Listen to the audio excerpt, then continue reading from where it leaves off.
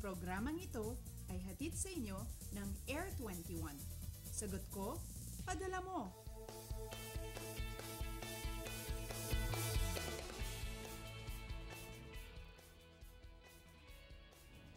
Good morning, Pilipinas! Bilis po ng araw, no? Friday na naman. Saan ba ang lakad nyo this coming weekend? Magsiswimming ba kayo ng pamilya o may road trip kayo ng barkada? Ngayong tag-init season, kanya-kanyang diskarte talaga tayo para ma-enjoy ang bakasyon sa kabila ng napakainit nating panahon. At para magabayan kayo sa inyong mga activities, sabay-sabay po nating alamin ang latest sa lagay ng ating panahon mula po dito sa Pag-asa Weather and Flood Forecasting Center. Ito ang Panahon TV na mula Lunes hanggang Linggo, una maghatid sa inyo ng pinakabagong ulat panahon. Papanay kami via online streaming sa www.ptv.ph.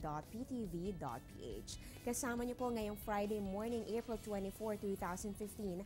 Ako po ang inyong weather lover, Amor La Rosa.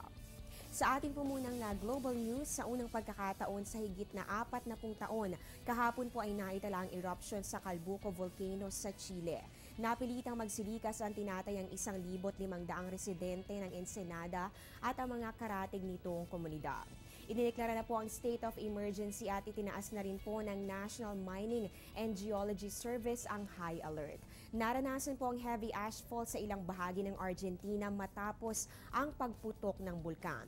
Ayon naman po sa analysis ng Argentina's Meteorological Services, umabot ng 40,000 feet ang taas ng ash cloud. At bagamat malaking amount of ash po ang naitala, wala namang naobserbahang mainit na bato o lava. Wala rin pong naitalang sugatan, ngunit isang hiker pa rin ang patuloy na hinahanap ngayon. So patuloy po nating babantayan ang mga detalye tungkol po dito sa ulat na yan, kaya tutok lamang dito lang po sa Panahon TV.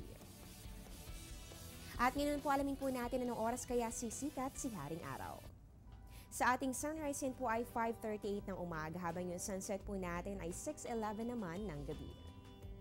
Sa ating moonrise yan po ay 10:20 ng umaga at yung moonset po natin 10:33 ng gabi. Para naman po sa ating face of the moon, inaasahan po natin ang pagpapakita sa ating kalangitan ng first quarter moon ngayong araw ng Biyernes. Ito po ay 36% illuminated para sa araw na ito.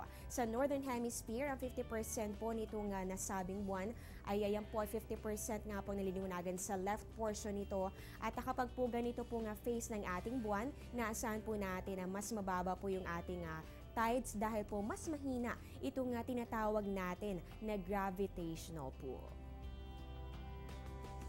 Para naman sa ating tidal predictions courtesy of NAMRIA, yung high tide po natin 1.02 meters, yan po ay 1:21 ng hapon. At yung low tide po natin, aabot lamang po ito ng negative 0.08 meters, mamaya po yung alas 10 ng gabi.